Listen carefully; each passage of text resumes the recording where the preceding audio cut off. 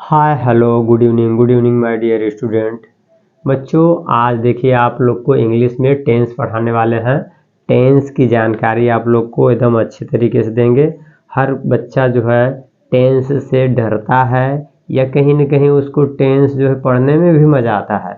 मज़ा भी आता है लेकिन कहीं न कहीं उसके मन में डर होता है कि टेंस अगर एक बार पढ़ लेते हैं तो लगता है कि इंग्लिश जो है इंग्लिश हमारे मुट्ठी में हो जाएगा। ठीक है, अगर टेंस मुझे आने लगेगा तो लगता है कि इंग्लिश में मुझे सब कुछ आने लगेगा। लेकिन बच्चों ऐसा नहीं है। टेंस आपका जो है एक जो है कहीं न कहीं आप जब किसी बोर्ड का एग्ज़ाम देंगे तो टेंस उसमें मात्र आपका 8 से 10 नंबर पूछता है और उससे कम ही रहेगा, उससे ज़्यादा नहीं होता है। ठीक है ना।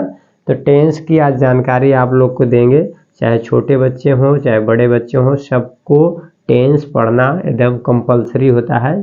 ठीक है, तो चलिए बच्चों स्टार्ट करते हैं। आपको आज टेंस पढ़ाएंगे। टेंस में देखिए क्या है, और काफ़ी दिनों के बाद आना हुआ है इसलिए कि थोड़ा सा मेरा पर्सनल कुछ प्रॉब्लम थी बच्चों। ठीक है, इसके लिए आई एम सॉरी, माफ़ी चाहते हैं। काफ़ी दिनों के बाद आना हुआ है तो चलिए हम लोग देखेंगे। आज हम देखेंगे टेंस। क्या देखेंगे बच्चों? टेंस। देखिए क्या होता है टेंस, पहले हम लोग सीखेंगे कि टेंस होता क्या है। टेंस, ठीक है ना। क्या है टेंस? तो टेंस को हिंदी में क्या कहते हैं? टेंस को हिंदी में कहते हैं कॉल। क्या कहते हैं बच्चों? काल। टेंस को हिंदी में काल कहते हैं या समय भी कहते हैं। टेंस को काल या समय कहा जाता है। ठीक है ना। तो टेंस अब हम लोग देखेंगे, अगर पूछा जाए कि टेंस मुख्य रूप से कितने प्रकार के होते हैं, टेंस के प्रकार कितने होते हैं, या काइंड्स ऑफ टेंस, अगर कोई कहा, किसी ने आपसे पूछा काइंड्स ऑफ टेंस, टेंस के कितने प्रकार होते हैं, तो मुख्य रूप से टेंस के 3 प्रकार होते हैं। टेंस के मुख्य रूप से कितने प्रकार होते हैं बच्चों? टेंस के मुख्य रूप से 3 प्रकार होते हैं। कितने प्रकार होते हैं? 3 प्रकार होते हैं। तो तीनों के बारे में हल्का सा ब्रीफली जानेंगे। फिर हमारा मेन टारगेट आज पढ़ने का मेरा मेन है कि प्रेजेंट इंडेफिनिट टेंस पढ़ेंगे। क्या पढ़ेंगे? Present indefinite tense. लेकिन फिर भी आज हम जो है टेंस की हल्की जानकारी ले लेंगे। टेंस मुख्य रूप से 3 प्रकार का होता है। कितने प्रकार का होता है? 3, जिसमें से पहला टेंस है प्रेजेंट टेंस। क्या होता है? Present tense. क्या होता है बच्चों? Present tense. दूसरा होता है आपका पास्ट टेंस। क्या होता है? Past tense. तीसरा आपका होता है future tense. Future tense. Future tense. ठीक, फ्यूचर टेंस तीसरा हो गया आपका फ्यूचर टेंस। ठीक है, तो अब इसमें सभी के चार प्रकार होते हैं। अगर प्रेजेंट टेंस देखा जाए तो प्रेजेंट टेंस के 4 प्रकार होते हैं। कितने प्रकार होते हैं बच्चों? प्रेजेंट टेंस के 4 प्रकार होते हैं। इसी तरह से पास्ट टेंस के भी कितने प्रकार होंगे? 4 प्रकार होंगे। पास्ट के भी 4 प्रकार होते हैं। तो फ्यूचर एक बचा है, फ्यूचर आपका है, तो फ्यूचर के भी कितने प्रकार होते हैं? तो फ्यूचर के भी 4 प्रकार होते हैं। ठीक है, फ्यूचर के भी 4 प्रकार हो गए। तो इसका मतलब ये हुआ कि प्रेजेंट के 4 प्रकार होते हैं, पास्ट के भी 4 प्रकार होते हैं, फ्यूचर के भी 4 प्रकार होते हैं। तो टोटल कितने प्रकार हुए? तो टोटल अगर सब 4 जोड़े तो टोटल कितने हो जाएंगे बच्चों? टोटल बताइए कितने हो जाएंगे? टोटल आपके हो जाएंगे 12। टोटल कितने हो जाएंगे? 12। ठीक है ना। तो हम आज सब 12 तो नहीं देखेंगे, लेकिन एक बस देखेंगे प्रेजेंट टेंस। और प्रेजेंट टेंस में कौन सा टेंस देखेंगे अभी हम लोग आगे सीखेंगे। प्रेजेंट इंडेफिनिट टेंस देखेंगे। क्या देखेंगे? Present indefinite tense. ठीक है, तो प्रेजेंट टेंस जो होता है, प्रेजेंट को बोलते हैं वर्तमान। क्या होता है बच्चों? प्रेजेंट यानी वर्तमान काल। ऐसा काल जैसे अभी हम लोग पढ़ रहे हैं, ये हम लोग पढ़ रहे हैं तो ये वर्तमान में है। किस में है? वर्तमान काल में है। और ये पास्ट है, पास्ट का मतलब बीता हुआ कल, बीता हुआ। जैसे कि अगर हम पूछें कि आप जो है 4 दिन पहले क्या किए थे, तो 4 दिन पहले की बात अगर पूछेंगे तो वो पास्ट में है। क्या है? पास्ट। पास्ट मतलब होता है बीता हुआ समय, ठीक है ना। पास्ट का मतलब होता है बच्चों बीता हुआ समय, ठीक है ना। तो पास्ट मतलब होता है जिसको हिंदी में कहेंगे भूतकाल। क्या हो जाएगा? भूतकाल। और एक आपका है फ्यूचर टेंस, तो फ्यूचर को हिंदी में कहेंगे भविष्य। क्या है? भविष्य काल, ठीक है। भविष्य काल माने आने वाला समय, ठीक है। जैसे नहीं कहते हैं कि अगर आप लोग नहीं पढ़ेंगे लिखेंगे तो आपका भविष्य अंधकार में जाएगा, ठीक है ना। तो इसलिए आप लोग अच्छे से पढ़िए, मन लगा के ध्यानपूर्वक चलिए, ठीक है। देखते हैं वर्तमान काल में बच्चों जो प्रेजेंट टेंस है, प्रेजेंट टेंस के 4 प्रकार होते हैं। कौन कौन सा होता है? तो चारों के नाम लिख रहे हैं, देखिए क्या है। यानी प्रेजेंट, प्रेजेंट इंडेफिनिट, क्या हो जाएगा? इंडेफिनिट, प्रेजेंट इंडेफिनिट टेंस, ठीक है ना। कौन सा टेंस? Present indefinite tense. दूसरा क्या हो जाएगा? Present, present continuous, continuous tense. Present,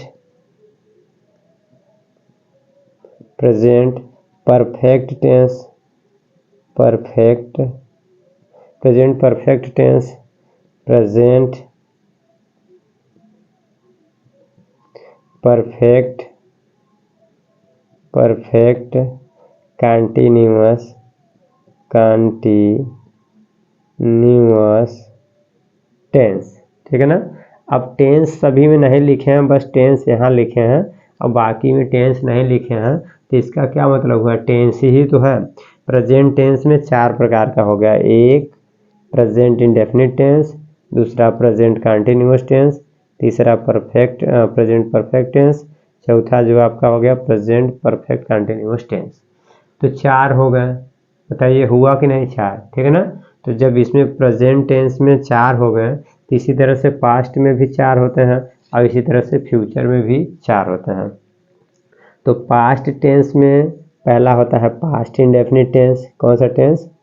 past indefinite, indefinite, indefinite tense. Past continuous tense, continuous tense. Past perfect tense, past perfect tense. Past perfect, past perfect continuous tense, ठीक है। इसी तरह से आपका भविष्य में होता है 4 होते हैं। भविष्य में यानी फ्यूचर टेंस में फ्यूचर इंडेफिनिट, क्या हो जाएगा? Future indefinite, future in, future indefinite, indefinite, future indefinite tense. Future, future continuous tense. Future, future perfect tense, perfect tense. Future perfect, future perfect continuous, continuous tense, ठीक है। बताइए यहाँ तक समझ में आया कि नहीं?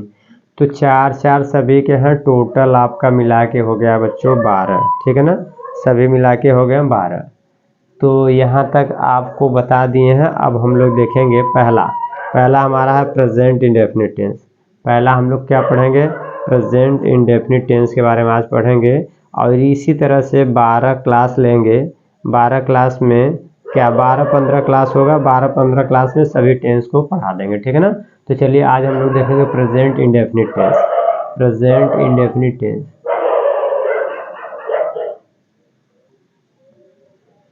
हम देखिए बच्चों क्या है प्रेजेंट इंडेफिनिट टेंस। तो प्रेजेंट अभी हम लोग देखे हैं, प्रेजेंट का मतलब क्या होता है, प्रेजेंट यानी वर्तमान, वर्तमान होता है, प्रेजेंट मीन्स वर्तमान। और यहाँ पे लिखा है, देखिए यहाँ पे ये लिखा है डेफिनिट, और डेफिनिट में पहले लगा है आई एन, आई एन यानी इनडेफिनिट हो गया। तो यहाँ पे डेफिनिट का मतलब होता है निश्चित, डेफिनिट का मतलब क्या होता है बच्चों, निश्चित, क्या होता है निश्चित। लेकिन उसके पहले आई एन लग गया है, तो इन का मतलब हो जाएगा यहाँ पे अनिश्चित हो जाता है। तो इसकी वजह से क्या हो जाता है, इनडेफिनिट मतलब होता है अनिश्चित, क्या होता है अनिश्चित। और टेंस का मतलब होता है काल या समय, टेंस का मतलब काल या समय, टेंस का मतलब समय या काल होता है। तो इसका मतलब अब बताइए क्या हुआ, present indefinite tense. Present indefinite tense का मतलब ऐसा समय, ऐसा कोई समय हो जो जिसमें अनिश्चितता हो, क्या हो बच्चों, अनिश्चितता यानी निश्चित न हो, ठीक है, निश्चित न हो अनिश्चित हो, ऐसा कोई समय हो जो अनिश्चित को बताए, तो वो क्या कहलाएगा, यानी प्रेजेंट इंडेफिनिट टेंस कहलाएगा। क्या कहलाएगा, प्रेजेंट इंडेफिनिट टेंस। जैसे में देखिए इसका पहचान हम लोग देखेंगे, क्या देखेंगे, पहचान, ठीक है। चलिए हम लोग पहचान देख लेते हैं क्या होता है पहचान। पहचान में क्या होता है, जब किसी वाक्य के अंत में, क्या होता है, जब किसी वाक्य के अंत में, जब किसी वाक्य, जब किसी वाक्य के अंत में ता है, जब किसी वाक्य के अंत में ता है, ती है, ते हैं, तो हैं, इत्यादि, इत्यादि या आदि, आदि शब्द आते हैं तो, आदि शब्द आते हैं तो present indefinite present indefinite tense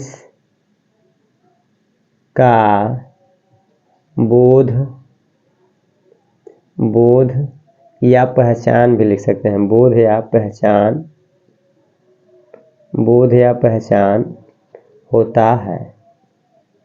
होता है। यहाँ तक तो हम लोग ये समझ गए पहचान के बारे में, बताइए समझ में आया ना। अगर इस तरह का, जैसे में अब हम लोग पहचान देख लिए, अब इसके बाद इसमें क्या एक रूल होता है, नियम होता है। रूल क्या होता है हम लोग वो देखेंगे, ठीक है ना। जैसे इसमें आपका रूल होता है बनाने के लिए, सूत्र जिसको बोलते हैं आप लोग, ठीक है ना। तो एक होता है रूल, ठीक है, रूल को हिंदी में हम लोग कह सकते हैं नियम, क्या कहेंगे, नियम, ठीक है ना। रूल है तो रूल को और कुछ नाम होता है, रूल भी हम कह सकते हैं, इसको फार्मूला भी कह सकते हैं, क्या कह सकते हैं, फार्मूला या सिंटेक्स भी कहते हैं, ठीक है बच्चों। देखिए इसको, जो आप रूल है, रूल को फार्मूला भी कह सकते हैं, फार्मूला, या इसको हम सिंटेक्स भी कह सकते हैं, सिंटेक्स, समझ में आ रहा ना। तो इसको आप इस तरह से नाम दे सकते हैं, ठीक है ना। रूल को आप सिंटेक्स भी लिख सकते हैं, फार्मूला भी कह सकते हैं, रूल भी कह सकते हैं, हिंदी में नियम होता है। तो इस नियम के बारे में, जैसे क्या नियम होता है हम वो पढ़ेंगे। नियम ये होता है कि पहले हम लोग लिखते हैं इसमें, प्रेजेंट इंडेफिनिट टेंस अगर है तो इसमें हम लोग लिखते हैं पहले सब्जेक्ट, क्या लिखेंगे बच्चों, पहले हम लोग लिखेंगे सब्जेक्ट, और इसके बाद फिर क्या लिखेंगे, सब्जेक्ट के जस्ट बाद हम लोग लिखेंगे, क्या लिखेंगे बताइए, सब्जेक्ट के तुरंत बाद लिखेंगे हम लोग वर्ब, क्या लिखेंगे, वर्ब लिखेंगे, ठीक है ना, जिसको मेन वर्ब कहेंगे, ठीक है ना, वर्ब लिखेंगे। और इसके बाद फिर क्या लिखेंगे, ऑब्जेक्ट लिखेंगे, ऑब्जेक्ट, ऑब्जेक्ट। और फिर आगे क्या लिखेंगे, ऑब्जेक्ट के बाद ETC, ETC, ETC का मतलब होता है एटसेट्रा, ETC का मतलब क्या होता है बच्चों, एटसेट्रा। तो सब्जेक्ट जो होता है, सब्जेक्ट यानी कि ये आपका होता है कर्ता, सब्जेक्ट कर्ता। वर्ब जो होता है, वर्ब यानी जो मेन मुख्य क्रिया होती है, ठीक है ना, तो इसको वर्ब यानी क्रिया बोलेंगे, क्रिया। और इसके ऑब्जेक्ट का मतलब क्या होता है, कर्म होता है। ऑब्जेक्ट जो आपका होता है कर्म, ऑब्जेक्ट क्या होगा, कर्म। और ETC का मतलब होता है इत्यादि, आदि, आदि, ठीक है, आदि, ठीक है। यहाँ तक समझ में आया। तो जब यहाँ तक आप लोग को समझ में आया तो हम एक समझेंगे कि पहले कर्ता होता क्या है। पहले हम लोग जानेंगे कर्ता क्या होता है। कर्ता मतलब करने वाला। जैसे मैं आपको पढ़ा रहा हूँ तो मैं हो गया ना, मैं आपको पढ़ा रहा हूँ ना, तो मैं पढ़ाने वाला, आप मैं क्या हो गया, कर्ता हो गया, ठीक है। और काम क्या कर रहा हूँ, मैं पढ़ा रहा हूँ, मैं टीचिंग का काम कर रहा हूँ, ठीक है ना। तो जैसे यहाँ पे लिख रहे हैं, देखिए यहाँ पे लिख दे रहे हैं, यहाँ पे इस पे लिख दे रहे हैं, इस वाले पे मैं यहाँ पे लिख दे रहे हैं, क्या है, मैं पढ़ाता हूँ, मैं अंग्रेजी, मैं अंग्रेजी पढ़ाता हूँ। मान लीजिए हमने ऐसे लिख दिया, ठीक है ना, मैं अंग्रेजी पढ़ाता हूँ। इस तरह से हमने कोई एक वाक्य लिखा है, सेंटेंस लिखा है, वाक्य। तो अब इस वाक्य में या सेंटेंस में देखेंगे मैं आपका क्या हो जाएगा, मैं माने मैं आपको पढ़ा रहा हूँ तो मैं कर्ता हो गया, मैं क्या हो गया, कर्ता, जिसको बोलेंगे सब्जेक्ट। क्या बोलेंगे बच्चों, जिसको बोलेंगे सब्जेक्ट। और इसके बाद पढ़ाना, ठीक है ना, यानी पढ़ाता हूँ, तो पढ़ाना ये मेरा कर्म है, क्या है, ये आप मेरा क्या हो जाएगा, कर्म, ठीक है ना, कर्म हो जाएगा, ठीक है ना। पढ़ाना, सॉरी माफ़ी चाहते हैं, ये हमारा है क्रिया। क्या हो जाएगा, पढ़ाना कर्म नहीं होके ये आपका हो जाएगा क्रिया हो जाएगा, ठीक है ना, क्या हो जाएगा, क्रिया, ठीक है ना। और इसके बाद बाकी ऑब्जेक्ट, ऑब्जेक्ट में, ऑब्जेक्ट इसमें है नहीं, लेकिन यहाँ पे जो अंग्रेजी है ये आपका आ जाएगा अन्य में आ जाएगा, ठीक है ना, क्या आ जाएगा, अन्य में आपका आ जाएगा अंग्रेजी, ठीक है ना, ये आपका हो जाएगा अन्य। बताइए, अन्य में भी कह सकते हैं इसको, ठीक है ना, बताइए कोई दिक्कत। तो यहाँ तक आप लोग समझ गए हैं, तो चलिए अब हम लोग देखेंगे, ठीक है ना। तो यहाँ से पहले हम लोग इतना समझ लिए हैं, अब इतना समझे हैं तो हम लोग आगे देखेंगे, ठीक है ना। तो यहाँ तक हो गया, तो देखिए आगे क्या हो जाएगा आपका, नियम हम लोग समझ गए हैं। अब इसके बाद हम लोग इसमें देखेंगे, पहले सबसे पहले हम लोग देखेंगे साधारण वाक्य। प्रेजेंट इंडेफिनिट टेंस में साधारण वाक्य को बनाएंगे, ठीक है ना, साधारण वाक्य, साधारण वाक्य क्या देखेंगे, साधारण वाक्य। साधारण वाक्य को इंग्लिश में क्या कहते हैं, साधारण वाक्य को इंग्लिश में बोलते हैं simple, simple sentence, simple sentence, क्या बोलते हैं, सिंपल सेंटेंस। या फिर इसको और बोलते हैं अफर्मेटिव सेंटेंस। क्या बोलते हैं, अफर्मेटिव, अफर्मेटिव सेंटेंस। क्या हो जाता है, अफर्मेटिव सेंटेंस हो जाता है। कौन सा सेंटेंस, अफर्मेटिव सेंटेंस हो जाएगा, ठीक है ना। और इसको और बोलते हैं, एक और नाम दिया जाता है पॉजिटिव सेंटेंस। क्या बोलते हैं, पॉजिटिव, पॉजिटिव सेंटेंस। क्या हो जाएगा, पॉजिटिव सेंटेंस। इसको इतना बोल सकते हैं, ठीक है ना। साधारण वाक्य को simple sentence, affirmative sentence, positive sentence, इस तरह से हम बोल सकते हैं। तो यहाँ तक हो गया बच्चों। तो चलिए इसमें आप लोग जो है, अब हम लोग जैसे में देखेंगे। क्या देखेंगे, जैसे। अभी हम लोग इतना सीखे हैं ना, अब इसमें जैसे में हम लोग देखेंगे, जैसे। जैसे को इंग्लिश में यानी एग्जाम्पल के रूप में हम लोग देखेंगे। क्या देखेंगे? एग्जाम्पल। एग्जाम्पल में हम लोग देखेंगे, एग्जाम्पल में जैसे हम लोग देख सकते हैं, क्या देखेंगे? मैं पढ़ता हूँ, मैं अंग्रेजी पढ़ता हूँ। चलिए, मैं अंग्रेजी पढ़ता हूँ, मैं अंग्रेजी पढ़ता हूँ। इसका अगर देखें तो अनुवाद करें, ट्रांसलेट करें, ट्रांसलेशन अगर इसका बनाएं, ये हिंदी में है, इसका अगर हम लोग ट्रांसलेशन करके अंग्रेजी में अगर बनाएं तो क्या बनाएंगे बताइए? इसका ट्रांसलेट करेंगे हम लोग तो देखिए, पहले हम लोग क्या करेंगे, यहाँ पे रूल लिखवा दिए हैं ना कि सब्जेक्ट, ये रूल आप लोग को लिखवा दिए हैं, ठीक है ना। तो इसमें भी आप लोग को ध्यान देना होगा, अगर सब्जेक्ट एक वचन है, कैसा है? अगर सब्जेक्ट आप लोग का सब्जेक्ट जो है एक वचन रहेगा, एक वचन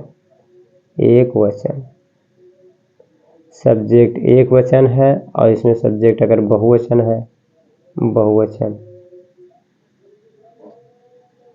अगर सब्जेक्ट आपका बच्चों एक वचन रहेगा, कैसा?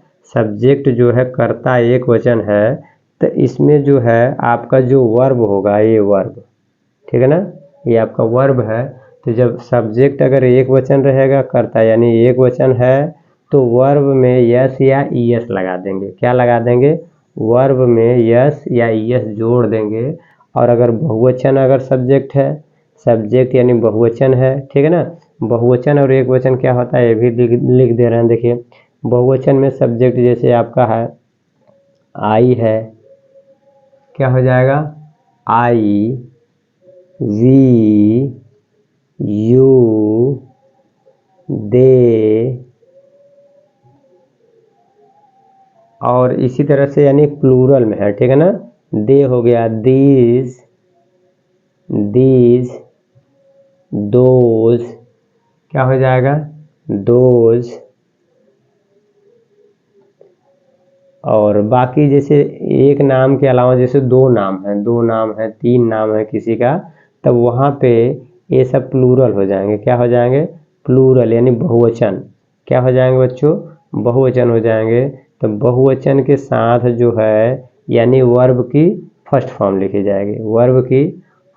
लिखी जाएगी, अगर वही एक वचन है, एक वचन में क्या हो जाएगा? जैसे ही, सी, इट, दिस, दैट, ये सब क्या है? एक वचन है। और कोई सिंगल नेम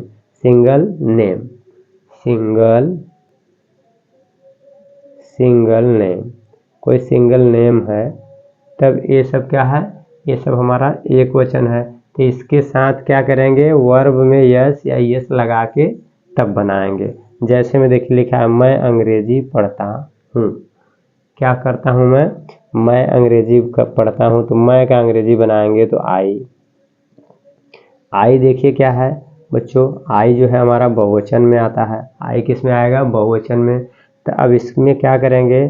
पढ़ना का अंग्रेजी तो रीड, क्या लिखेंगे? रीड। पढ़ना का अंग्रेजी रीड मीन्स पढ़ना, आई रीड। और इसके बाद हूँ का अंग्रेजी तो लिखेंगे नहीं, जो आपका ये हूँ लिखा है इसका अंग्रेजी नहीं लिखा जाएगा, ठीक है ना। तो आई रीड, और इसके बाद क्या रीड करता हूँ? अंग्रेजी, तो आई रीड इंग्लिश हो जाएगा। I read English full stop, I read English full stop. ये हो गया आपका मैं अंग्रेजी पढ़ता हूँ। मैं अंग्रेजी पढ़ता हूँ का अंग्रेजी बन गया आई रीड इंग्लिश। इस तरह से बताइए, समझ में आया? जब ये आपको समझ में आ गया तो चलिए फिर आगे हम लोग देखेंगे बच्चों, ठीक है। यहाँ तक हो गया तो चलिए आगे हम लोग देखेंगे। अब अच्छे से बनाएंगे। अभी इसमें कम से कम आप लोग को 10-15 सिखाएंगे, जिससे आप लोग का डाउट अच्छे से क्लियर हो जाए, ठीक है। तो जैसे मैं अंग्रेजी पढ़ता हूँ, ये हो गया। अगर इसी तरह से दूसरा देखें, सेकेंड वाला देख लें एग्जाम्पल। सेकेंड वाला एग्जाम्पल में जैसे अगर हमने कह दिया वह पढ़ता है, वह पढ़ता है, वह पढ़ता है। इसका बनाएंगे तो क्या बनाएंगे बताइए? वह पढ़ता है का अंग्रेजी बनाएंगे तो वह का अंग्रेजी हो जाता है पुरुष है। अगर वह पढ़ती है तो महिला होती। वह पढ़ता है इसका मतलब पुरुष है तो ही, वह का अंग्रेजी ही, और पढ़ना का अंग्रेजी रीड, पढ़ना का रीड। अब यहाँ पे देखिए ही एक वचन है। यहाँ पे देखिए अभी बताए थे ना कि यहाँ पे देखिए अगर he see it this that single name, अगर ये सब आपका है कोई तो इसके साथ क्या लगेगा बच्चों? इसके साथ जो वर्ब होगा वर्ब में यस या यस लगा देंगे, वर्ब में यस या यस लगा के बताएंगे, ठीक है ना? ये वाला देखिए। तब यहाँ पे अब देखिए क्या हो जाएगा, यहाँ पे बनाएंगे तो ही रीड, अब इसके बाद ही की वजह से ये रीड्स हो जाएगा। क्या हो जाएगा? ही रीड्स और full stop. He reads, he reads मतलब वह पढ़ता है, ही रीड्स वह पढ़ता है, ठीक है। अगर अब इसी तरह से अगर दूसरा देखेंगे, अगर हमने कह दिया वह पढ़ती है, वह, तीसरा अगर हम बनाएं वह विद्यालय जाती है, वह अगर ये बना दें वह विद्यालय वह विद्यालय जाती है, वह विद्यालय जाती है। इसका बनाएं ट्रांसलेट करें तो क्या बनेगा बताइए? इसका बनाएंगे तो देखिए वह विद्यालय जाती है यानी वह जो है महिला है, क्या है? स्त्री है, ठीक है। लड़की है, महिला है, स्त्री है, उसका यानी जेंडर लिंग क्या है? जेंडर फीमेल है। तो जेंडर फीमेल है तो वह का बनाएंगे सी मीन्स हो जाता है वह, और जाना का क्या हो जाएगा बच्चों? जाना का गो, ठीक है। और विद्यालय है, आप कभी जब कहीं जाएंगे तो जाने से पहले कहा गया है ना कि जब कहीं जाएंगे तो टू लग जाता है, जाने के पहले क्या लग जाएगा? टू। तो she go to school, she go to school, यहाँ तक हो गया। अभी बताइए आपका ये कंप्लीट सही है? सी गो टू स्कूल सही है बच्चों बताइए? तो ये आपका अभी तक सही नहीं है, तो सही क्या होगा? तो देखिए सी है आपका एक वचन, सी आपका क्या है? सब्जेक्ट में यानी कर्ता में सी देखिए ही, सी, इट, दिस, दैट, ये सब क्या है? एक वचन है। तो एक वचन में बताए हैं कि जब एक वचन रहेगा तो वर्ब के साथ क्या लग जाएगा बच्चों? यस या ईएस लग जाएगा। तो इसमें गो वर्ब है, गो क्या है आपका? वर्ब है यानी क्रिया है। तो क्रिया में सी के साथ जो गो है तो गो में गोज हो जाएगा, क्या हो जाएगा? ईएस लग जाएगा। अब आप लोग के मन में ये सवाल प्रश्न उठ रहा होता है कि कब यस लग जा रहा है, कब ईएस लग जा रहा है, हम लोग को समझ में आ नहीं रहा है। तो अगर कब यस लग रहा है, कब ईएस लग रहा है, इस तरह का अगर आप लोग को बच्चों डाउट है तो कमेंट करिए। और डाउट होगा हमें पता है, हम जानते हैं कि आप लोग को ये डाउट है, लेकिन ये डाउट आप लोग का तभी क्लियर करेंगे जब आप लोग कमेंट करके बताएंगे कि सर हमको इस पे बहुत ज़्यादा डाउट है कि कब यस लग रहा है, कब यस लग रहा है। यहाँ पे लग जाएगा सी गोज, क्या हो जाएगा? She goes to school. अब आपका ये सही हो गया, सी गोज टू स्कूल, ठीक है ना? इस तरह से होना चाहिए, ठीक है। अब इसी तरह से और आपका देख लीजिए, जैसे 4th नंबर पे एग्जाम्पल है, मैं अंग्रेजी पढ़ता हूँ, ठीक है। मैं अंग्रेजी पढ़ाता हूँ, मैं अंग्रेजी पढ़ाता हूँ, मैं सचमुच अंग्रेजी पढ़ाता हूँ ना, ठीक है। मैं अंग्रेजी पढ़ाता हूँ, तो मैं क्या बनाएंगे बच्चों? तो आई बहुवचन है तो इसलिए क्या हो जाएगा? आई, और पढ़ाना का टीच, आई टीच, और इसका अंग्रेजी का English, I teach English, full stop. अब यहाँ पे देखिए टीच है तो इसमें टीच में टीचेज क्यों नहीं हो गया? आप लोग कहेंगे टीच लिखा है इसे टीच, तो टीच में ऐसे क्यों नहीं हो गया टीचेज? तो इसलिए टीचेज नहीं हुआ कि आई है, आई मतलब जो करता है, ये बहुवचन है तो बहुवचन की वजह से एक टीच रहेगा, टीचेज नहीं होगा, ठीक है ना। तो ये आपका सही है, आई टीच इंग्लिश। क्या हो जाएगा बच्चों, आई टीच इंग्लिश। अब इसी तरह से और देखिए, तुम विद्यालय जाते हो, इसका बनाएंगे, तुम विद्यालय जाते हो, तुम विद्यालय, तुम विद्यालय जाते हो, तुम विद्यालय जाते हो, इसका बनाएंगे तो क्या बनेगा बताइए। तुम का अंग्रेजी हो जाता है बच्चों यू, और जाना का हो जाता है गो।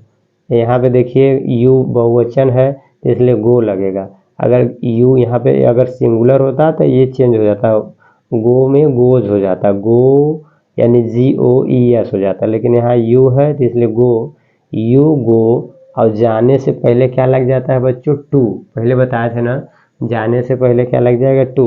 तो यू गो टू, और कहाँ जा रहे हो, स्कूल जा रहे हो।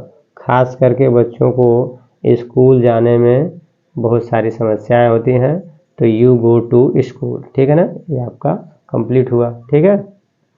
इसी तरह से वह घर से विद्यालय जाता है, अगर हमने आगे देखा, अगर हमने बोला वह घर से विद्यालय जाता है या जाती है, दोनों बना दीजिए, वह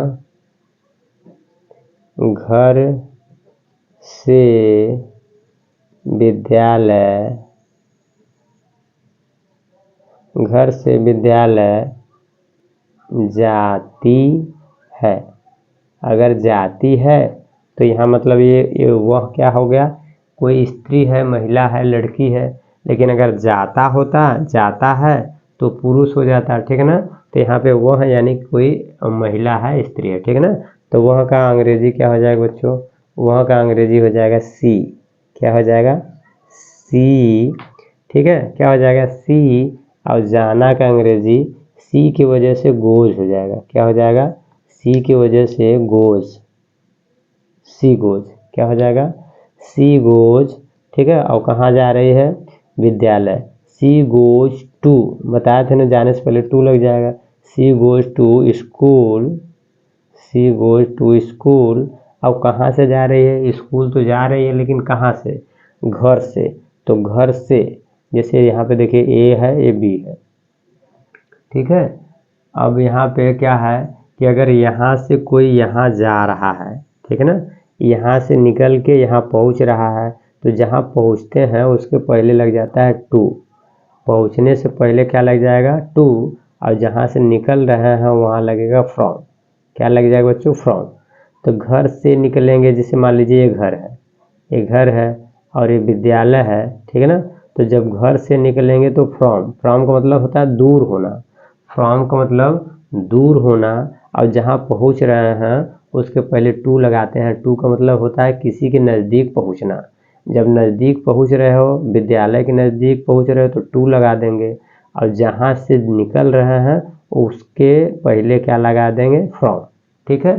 तो इस तरह से यहाँ पे देखिए, यानी टू स्कूल, विद्यालय पहुँचने वाले हैं, और कहाँ से, घर से। तो लिखेंगे सी गोज टू स्कूल फ्रॉम, क्या लगा देंगे, होम या हाउस। बताइए, यहाँ तक समझ में आया, तो ये आपका करेक्ट हो गया, ठीक। यहाँ तक अगर आप लोग को समझ में आया तो अच्छी बात है, गुड। और समझ में अगर आ रहा है तो प्लीज़ थोड़ा बहुत हमारे पे भी रहम करिए, ठीक है ना। क्वेश्चन नंबर 7 देखते हैं। 7 नंबर ये है, क्या है आपका, आप सड़क पर दौड़ते हो। अगर प्रश्न है ये आपका कि आप सड़क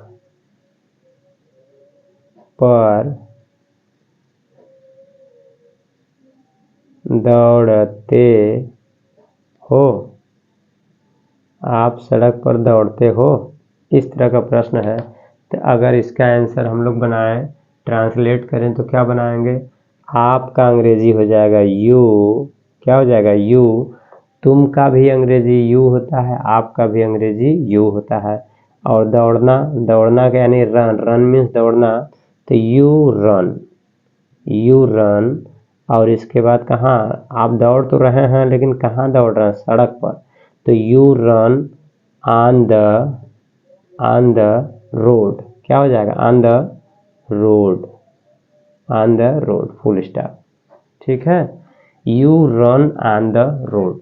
अगर आप ऑन कहेंगे, यहाँ पे एट क्यों नहीं लगा, तो यहाँ पे सड़क पर दौड़ रहे हैं, जब सड़क पर दौड़ेंगे तो you run on the road. ठीक है ना, ये हो जाएगा आपका।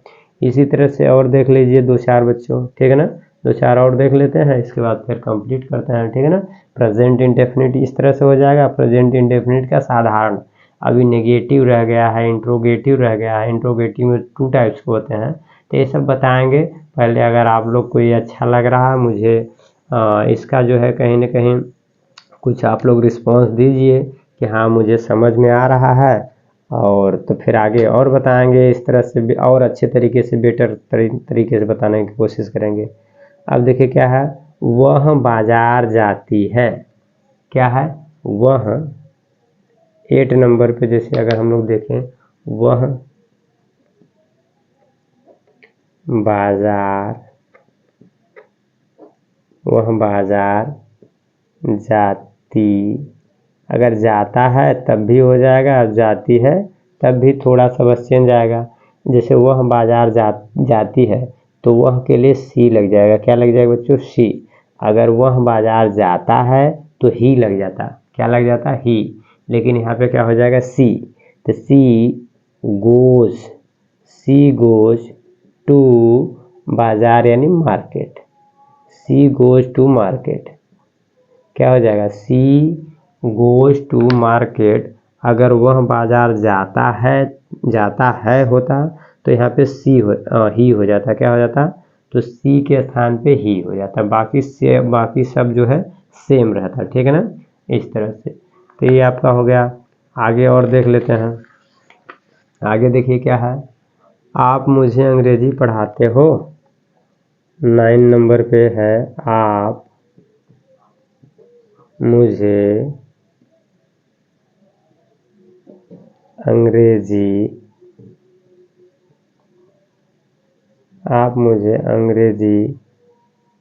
पढ़ाते हो। बताइए, मैं आपको अंग्रेजी पढ़ाता हूँ, आप मुझे अंग्रेजी पढ़ाते हो, तो बताइए पढ़ाता हूँ ना। ठीक है, तो इसका ट्रांसलेट करेंगे, आपका अंग्रेजी यू, और पढ़ाना का teach, you teach English, you teach English, और मी का मी, और मी माने मुझे, यू टीच इंग्लिश मी, ये हो गया आपका। ठीक है, और लास्ट अगर देख लेते हैं, लास्ट आपका है, वह क्रिकेट खेलता है, वह, ठीक है ना, वह मैदान में खेलता है, ऐसे भी बना सकते हैं, कुछ भी आप अपने तरीके से बना सकते हैं। वह क्रिकेट खेलता है, वह क्रिकेट खेलता है। इसका बनाएंगे तो क्या बनाएंगे, वह यानी पुरुष है तो ही, ठीक है, ही, खेलना प्ले, तो प्ले, अब देखिए यहाँ ही लगा है तो ही प्लेज हो जाएगा, क्या हो जाएगा, he plays cricket, full stop. ठीक है, इस तरह से बनेगा। बताइए समझ में आ रहा है कि नहीं, और अगर समझ में आ रहा है तो ठीक है, जैसा भी हो लाइक वाइक कर देना। ठीक है, और बाकी जो है आप लोग को बेहतरीन तरीके से पढ़ाने वाला हूँ। इतना दिन नहीं आ पाए थे, इसके लिए कहीं ना कहीं थोड़ा सा डिजिटल बोर्ड के बारे में सोच रहा था कि डिजिटल बोर्ड आ जाता तो काफ़ी बेहतर तरीके से आप लोग को पढ़ाने के प्रयास कर रहे थे, लेकिन अभी डिजिटल बोर्ड तो बहुत दूर का सपना है। ठीक है, चलिए यहाँ तक जहाँ तक पढ़ा पाए हैं, अगर आप लोग को अच्छा लगा हो तो इसके लिए थैंक यू।